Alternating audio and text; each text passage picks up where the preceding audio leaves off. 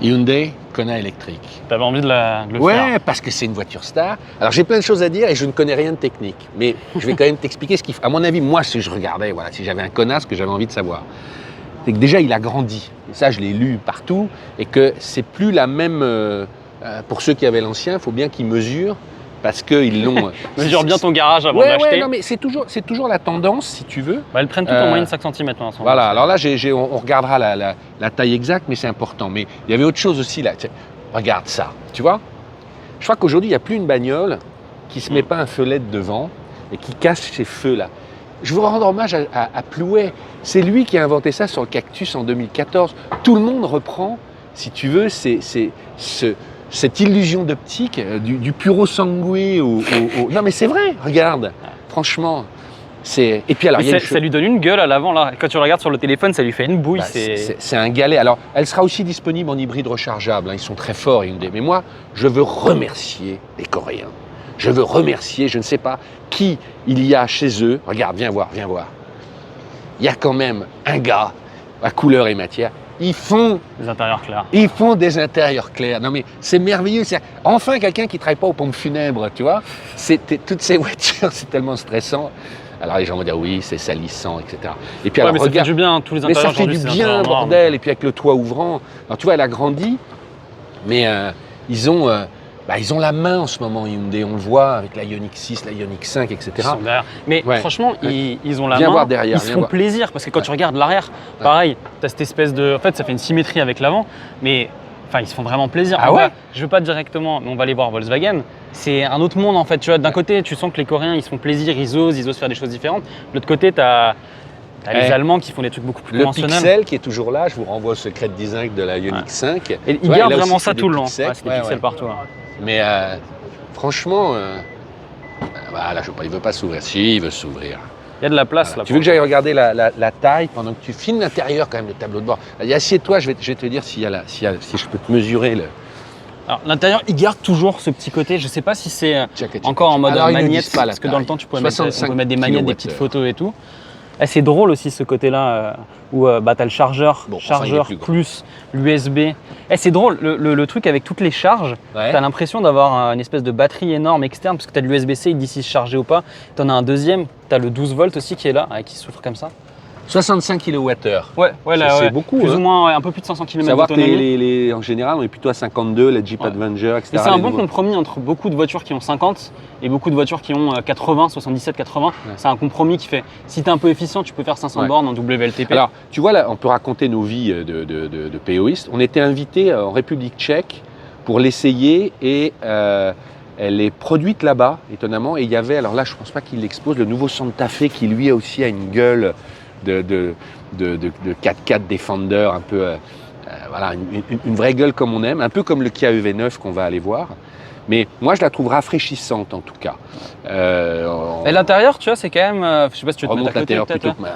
Mais l'intérieur, par rapport à ce qu'ils ont pu faire auparavant, je trouve que là, elle est moins chère, hein, mais c'est un peu plus cheap, tu vois. C'est pas grand-chose, hein, mais tu vois, le plastique et tout. Alors, oui, ça fait du bien d'avoir un truc clair. Mais en termes de finition, c'est peut-être… Non, mais attends, on est d'accord, on peut toujours discuter. Moi, ce qui m'intéresse dans les salons, c'est les intentions, c'est la vision.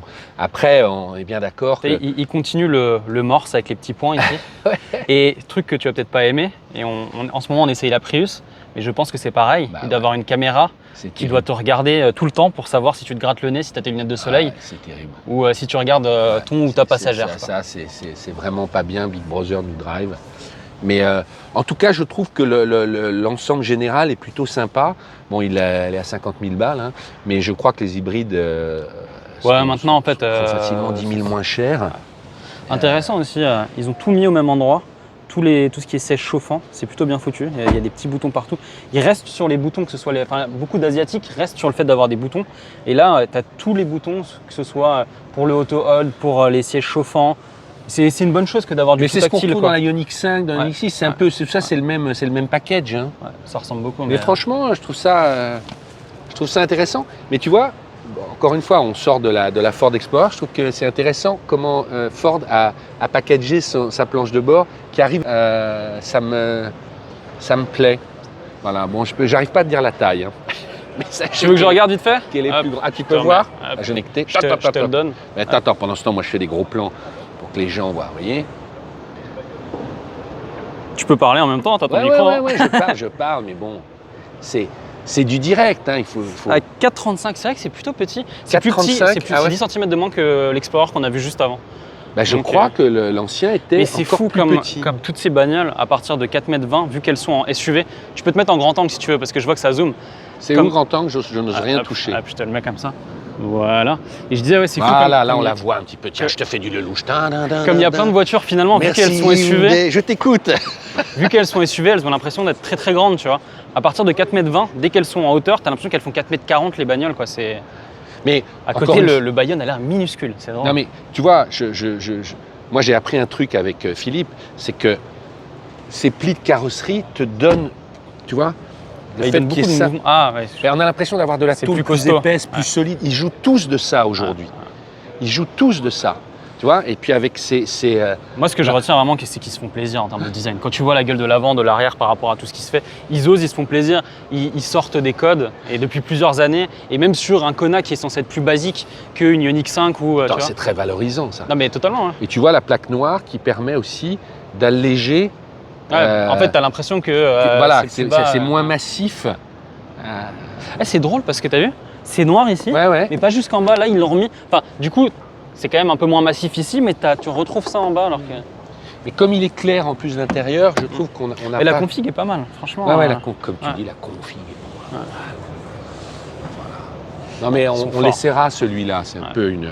Ils sont forts. Ils sont forts. Alors je pense pas qu'ils aient mis le Santa Fe, on va aller se promener. On continue. 6,52, c'est des petits bonbons. Hein. Tu peux couper toi-même, tu vois. Je n'ose pas. Appuie sur le rouge, tu vois. Je n'ose pas toucher. Si vous êtes intéressé par cette voiture ou la Ioniq 5, vous tapez sur POA. Il y a des secrets design, on a fait des essais, etc. Voilà. Mais c'est clair que... Tu sais qu'il y a beaucoup de vidéos sur les deux quand tu regardes sur POA. Ah ouais. Attends, on va juste faire le tour. Est-ce qu'il y aurait le Santa Fe? Non, je ne crois pas. Il y a le Tucson aussi. Moi, j'avais fait un 1000 km il y a longtemps, il y a 2-3 ans sur le Tucson, en hybride. Qui t'envoie maintenant. Mais c'est fou, hein. Ouais. Il a remplacé un petit peu le 3008, je trouve, au fur et à mesure. Ah bah tu vois, c'est le Kona hybride. Bon, il y a tout le staff qui est en train de faire son... On va pas les déranger. Je vais juste regarder le prix pour que... Ah, c'est joli le stand Mazda aussi. Ouais. Je demande, voilà. Juste pour que les gens puissent se dire, juste une petite comparaison, ne s'occupez pas de nous. Voilà, il commence à 36, c'est exactement ça. Et voilà, là vous avez l'ambiance noire. Ah bah avouez qu'en noir... ça change tout. En noir, tu te suicides. Alors qu'en beige. Bon, allez. Et là, tu as du plastique aussi sur les arches de roue. C'est beaucoup moins bien. On va jamais s'arrêter. Bon, allez, à tout à l'heure. À tout à l'heure.